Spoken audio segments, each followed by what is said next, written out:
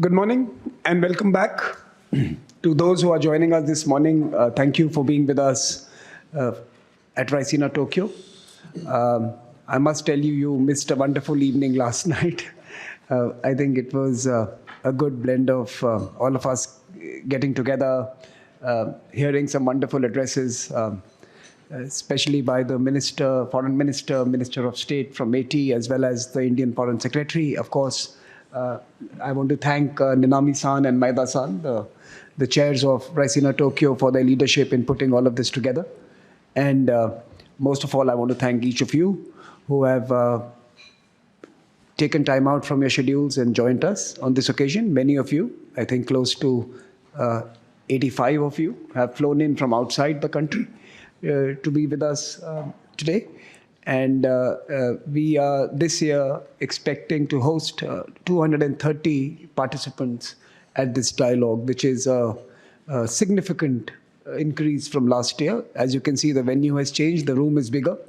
And very soon, Ninami-san and Maeda-san will have to decide the limits at which we will cap this particular initiative. But as of now, thank you so much for joining us and thank you for being with us. Now, we are, of course, going to focus a lot on the region, the Indo-Pacific region, on some key bilaterals like India and Japan, some key plurilaterals like the Quad, but also the wider ASEAN and Asia-Pacific community that is with us today. So the purpose of getting all of you in is to not let this become a two-way street, a India-Japan street, but rather a much wider conversation on what we can do together in this region and beyond.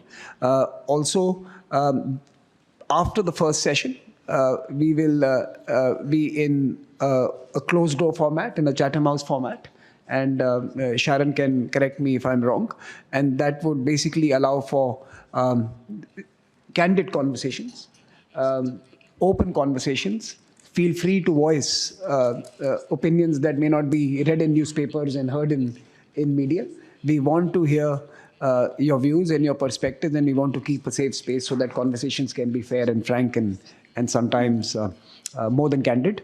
But we will be producing an outcome document which will be non-attributable. We will use the wisdom we have gleaned from this room to capture and produce formats that can be used by industry, that can be used by governments, and that can be used by others to refer to what's happening at this moment in this particular part of the world and beyond.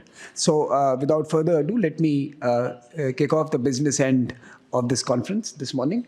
And to do that, we have a very special speaker with us, Hiroshi Moriyama-san, Secretary General, Liberal Democratic Party of Japan. He's been in this position since 2024. He has previously served as Minister of Agriculture, Forestry and Fisheries from 2015 to 16, member of the House of Councillors from 98 to 2004, and member of the House of Representatives since 2004. Without further ado, it's my pleasure and honor to invite Hiroshi Moriyama-san to address all of us this morning.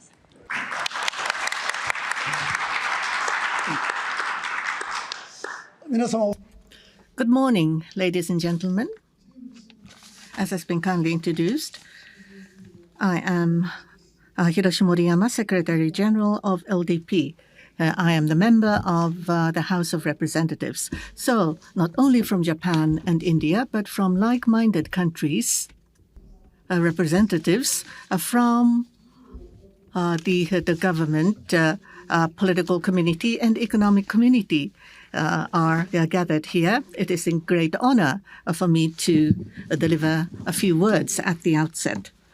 First of all, last month there was a tragedy, an act of terror which occurred in Kashmir. I would like to offer my sincere condolences to the victims and the bereaved families. I would like to offer my sincere sympathies for those who have been injured. Act of terror can never be justified for any the reason, and I would like to firmly condemn such acts. And having said so, India and Pakistan at this time have agreed to cease the military activities is something to be welcomed. For the peace and stability of Indo-Pacific. I very much hope that the two countries will talk to each other and bring solutions to the problems. In the recent years in the international community, we had COVID-19 pandemic, as well as Russia's aggression against Ukraine, as well as in East Asia, security environment changing dramatically, and the worsening of the situation in the Middle East. There have been indeed global challenges happening one after another. So the international order seems to be facing problems and challenges. But nonetheless, it is increasingly important for us to build a free and open Indo-Pacific. As a democracy in Asia, I hope that Japan and India will even become much closer in our collaboration and cooperation. And from United States and Europe and the other the region, I understand that like-minded countries have their participants and representatives here today. And like-minded countries need to work closely in solidarity going forward. Now, Japan and India under the Special Strategic and Global Partnership for security, for defense, economic cooperation, and people-to-people exchanges in broad-based area, we have been strengthening our bilateral relations.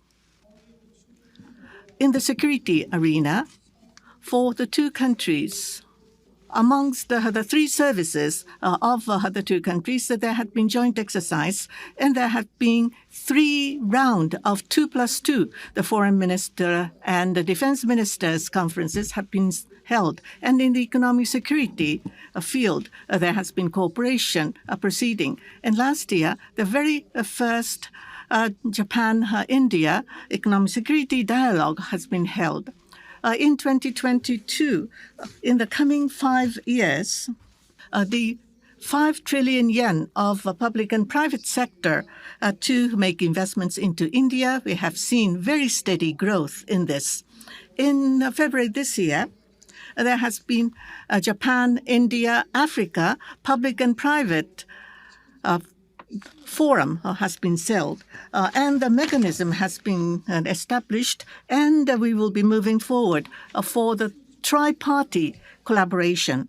And in the medium to long term, the goal, people exchanges between Japan and India, there is still a lot of potential possibilities to further grow, especially the highly competent ICT professionals of India will be beneficial not only for India but also for Japan. I hope that we will be able to come up with good ideas so that exchanges will be promoted to further strengthen our bilateral partnership. Through the discussion today, Japan and India, and on a multilateral basis, I very much hope that there will be further expanded possibilities for collaboration.